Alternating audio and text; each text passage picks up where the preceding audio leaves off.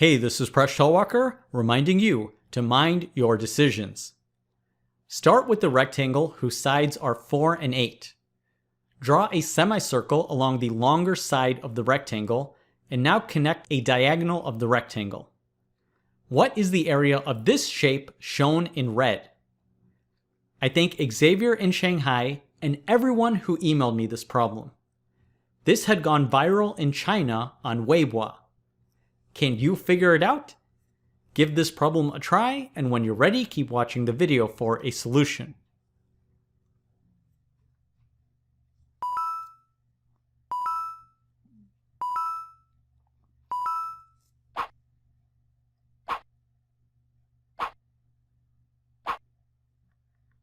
So how can we solve for the area of this red shape? We'll solve it using the following equation. The area of the red shape is equal to the area of this right triangle minus the area of this green shape minus the area of this circular segment. So let's solve for the area of each of these shapes. The right triangle is relatively straightforward. The area is its base times its height all over 2, so we take 4 times 8 and divide it by 2 to get 16. So now let's solve for the area of this green shape. How can we do that? Well, let's focus on the following equation. The area of this green shape will be the area of this square minus the area of this circular sector. So let's solve for the area of each of these shapes. Well, the square has a side length of 4, so its area will be 16. The other shape is a quarter circle with the radius of 4. Its area will be 0.25 multiplied by pi multiplied by 4 squared. This simplifies to be 4 pi. So this green shape has an area that's equal to 16 minus 4 pi. So now let's simplify some of the results we've already established. We'll take the area of the right triangle and subtract the area of this green shape to get 16 minus the quantity 16 minus 4 pi. This simplifies to be 4 pi. All that remains is to solve for the area of this circular segment. How can we do that? This is the most complicated part of the problem. This area will be equal to the area of this circular sector minus the area of this isosceles triangle. In order to solve for each of these shapes, we're going to need to know the central angle. So let's label this angle as theta. This angle will also be equal to theta because this is an isosceles triangle. Notice the sides opposite these angles are each radii of this circular sector. So this means the central angle of this circular sector is equal to pi minus 2 theta. So let's put in these dimensions for the circular sector. We can solve for the area of the circular sector. It'll be 4 squared over 2 multiplied by this central angle. Now the area of the isosceles triangle can be solved by considering the dimensions and using the formula 4 squared over 2 multiplied by the sine of the angle in between. So now we need to solve for this angle. Well, let's focus on this right triangle. Theta will be equal to the inverse tangent of 4 over 8, which is also equal to the inverse tangent of 0.5. So now let's simplify the area of this isosceles triangle. Sine of pi minus 2 theta is equal to the sine of 2 theta. We'll then use the double angle formula, and we can simplify it as follows. So we now need to know the sine of theta and the cosine of theta. In order to do that, let's consider this right triangle. We'll solve for the hypotenuse using the Pythagorean theorem, and then we can directly solve for the sine and the cosine of this angle theta. We multiply those together, and it simplifies to be 0.4. So we substitute that in, and we can solve for the area of this isosceles triangle.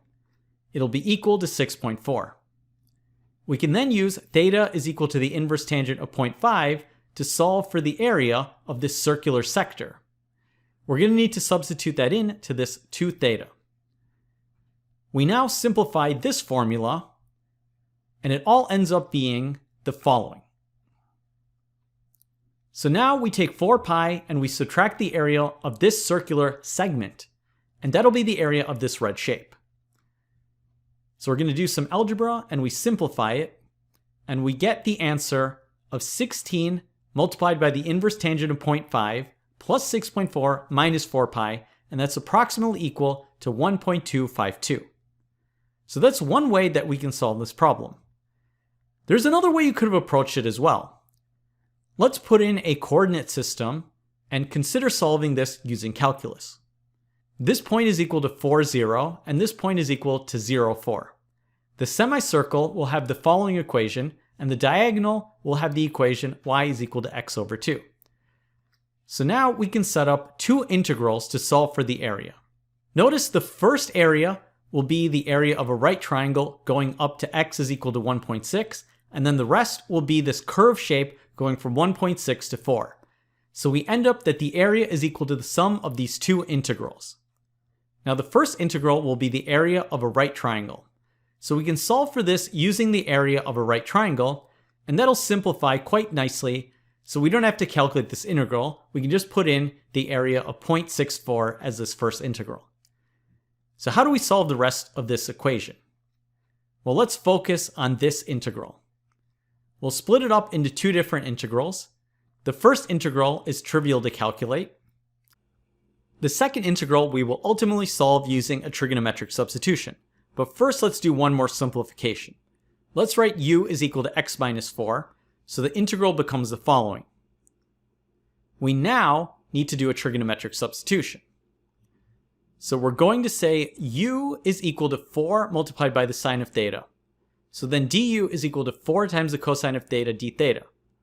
We substitute this in, and we change the limits of integration, and then it'll be pretty straightforward to calculate this. This simplifies to be 8 times the inverse sine of 0.6 plus 3.84.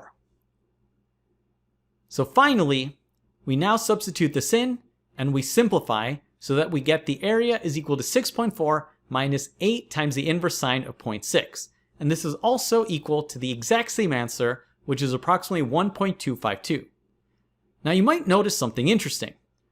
This is one form of our answer using integrals, and this was the other form we derived using trigonometry. How are they equal to each other? Here's a fantastic proof by Nestor Abad. Start out with the right triangle, whose legs are 1 and 2. Let this angle equal alpha, so that alpha is equal to the inverse tangent of 0.5. Now reflect this triangle along the longer side. Now solve for the hypotenuse of this right triangle, and it will be equal to 5 divided by the square root of 5. Let's drop an altitude along this triangle to the other hypotenuse. This angle over here will be equal to 0.5 pi minus 2 alpha. Furthermore, we can solve for the altitude, and it will be equal to 4 divided by the square root of 5. You can solve for this because you know the area of the entire triangle is 2, and you know that the base of this altitude is 5 divided by the square root of 5, so you can then solve for the length of the altitude. We can then solve for the leg in this right triangle as 3 divided by the square root of 5 by the Pythagorean theorem. So now in this right triangle we have a 3, 4, 5 right triangle. This means 0.5 pi minus 2 alpha is equal to the inverse sine of 0.6. We multiply both sides by -8 and substitute in for alpha to get the exact equation that we need. And this will show the equivalence of the two different solutions. It's a pretty neat problem. Thanks for watching. These math videos, available for free on YouTube, build confidence for students and inspire mathematical discovery for viewers around the world. They have over 100 million views, and the channel has over 1 million subscribers. Please subscribe for free to get the newest videos, and email me a puzzle or math topic, presh@mindyourdecisions.com. If you so choose, you can check out my merchandise on Teespring, you can check out my books listed in the video description, and you can support me on Patreon. Thanks for watching, and thanks for your support.